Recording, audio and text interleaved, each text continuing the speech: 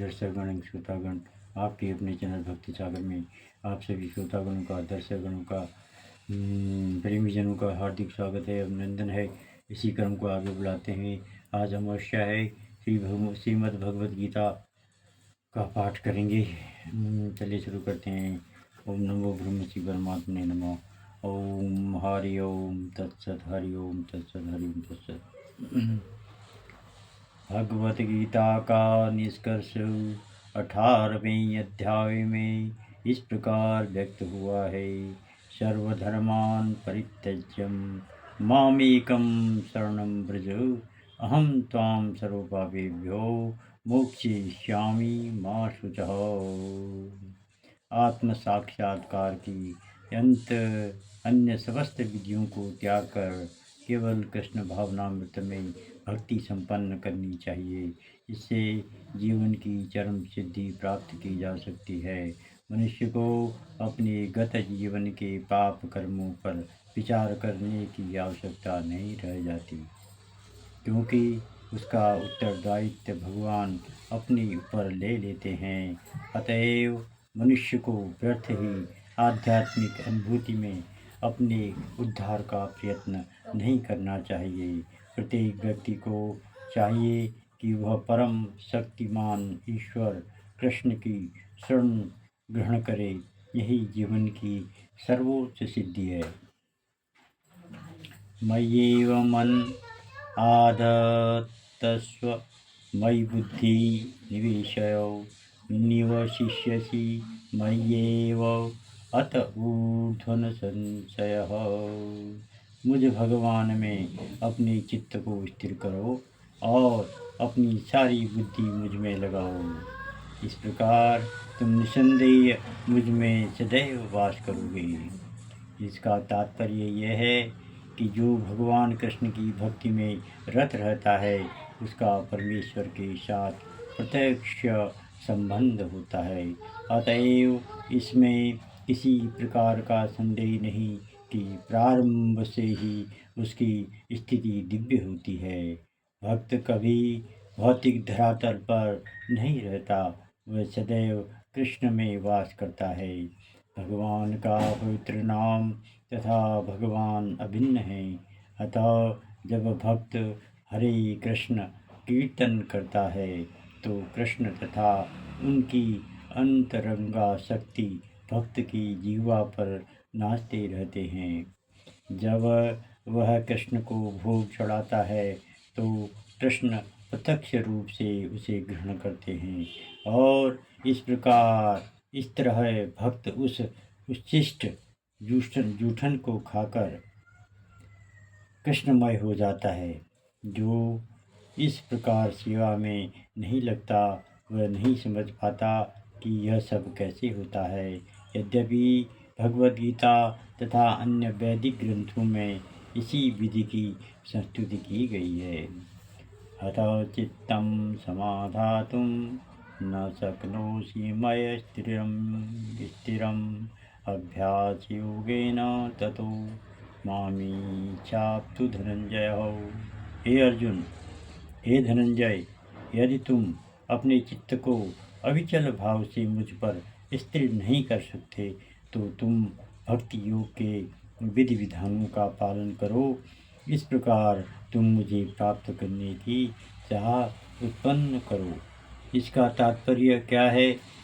इस श्लोक में अथ चित्तं समाधातुं न शक्नोषि मयि स्थिरम् अभ्यास योगेन ततो मामिच्छातु धनंजय। इस श्लोक में भक्ति योग की दो पृथक पृथक विधियाँ बताई गई हैं। पहली विधि उस व्यक्ति पर लागू होती है जिसने दिव्य प्रेम द्वारा भगवान कृष्ण के प्रति वास्तविक आसक्ति उत्पन्न कर ली है। दूसरी विधि उसके लिए है जिसने इस प्रकार से भगवान कृष्ण के प्रति आसक्ति नहीं उत्पन्न की। इस द्वितीय श्रेणी के लिए नाना प्रकार के विधि विधान हैं जिनका पालन करके मनुष्य अंततः कृष्ण आसक्ति अवस्था को प्राप्त हो सकता है। भक्ति योग इंद्रियों का परिष्कार संस्कार है। संसार में इस समय सारी इंद्रियां सदा अशुद्ध हैं, क्योंकि वे इंद्रिय तृप्ति में लगी हुई हैं। लेकिन भक्ति योग के अभ्यास से ये इंद्रियां शुद्ध की जा सकती हैं और शुद्ध हो जाने पर वे परमेश्वर के सीधे संपर्क में आती हैं।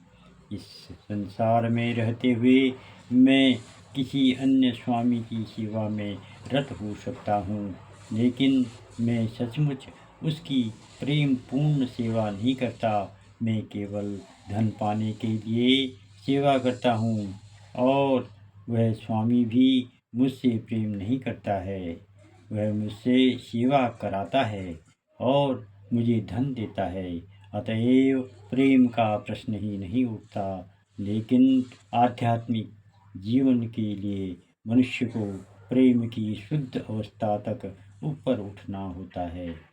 यह प्रेम अवस्था इन्हीं इंद्रियों के द्वारा भक्ति के अभ्यास से प्राप्त की जा सकती है। यह ईश्वर प्रेम अभी प्रत्येक हृदय में सुप्त अवस्था में है। वहाँ पर यह ईश्वर प्रेम अनेक रूपों में प्रकट होता है, लेकिन भौतिक संगति से दूषित हो जाता है। अतएव उस भौतिक संगति से हृदय को विमल बनाना होता है और उस सुप्त स्वाभाविक कृष्ण प्रेम को जागृत करना होता है। यही भक्ति योग की पूरी विधि है। भक्ति योग के विधि विधानों का अभ्यास करने के लिए मनुष्य को किसी सुविज्ञ गुरु की मार्गदर्शन में कतिपय नियमों का पालन करना होता है, यथा ब्रह्म मुहूर्त में जागना, स्नान करना, मंदिर में जाना तथा प्रार्थना करना एवं हरे कृष्ण कीर्तन करना। फिर अर्चा विग्रह पर चढ़ाने के लिए फूल चुनना, अर्चा विग्रह पर भोग चढ़ाने के लिए भोजन बनाना, प्रसाद ग्रहण करना आदि। ऐसे अनेक विधि विधान हैं जिनका पालन आवश्यक है। मनुष्य को शुद्ध भक्तों से नियमित रूप से भगवद गीता तथा श्रीमद् भागवत सुनना चाहिए। इस अभ्यास से कोई भी ईश्वर प्रेम के स्तर तक उठ सकता है और तब भगवत धाम तक उसका पहुंचना ध्रुव है। विधि विधानों के अंतर्गत गुरु के आदेशानुसार भक्ति योग का यह अभ्यास करके मनुष्य निश्चय ही भगवत प्रेम की अवस्था को प्राप्त हो सकेगा। अभ्यासे अप्यसमर्थोऽसि मत्कर्म परमो भव मदर्थमपि कर्माणि कुर्वन् सिद्धिमाप्स्यसि। यदि तुम भक्ति योग के विधि विधानों का भी अभ्यास नहीं कर सकते तो मेरे लिए कर्म करने का प्रयत्न करो, क्योंकि मेरे लिए कर्म करने से तुम पूर्ण अवस्था सिद्धि को प्राप्त हो गए। ओम तत्सदिति। श्री भगवद्गीतां सुपनिषत्सु ब्रह्म विद्यायां श्री कृष्ण अर्जुन संवादे भक्ति योगः।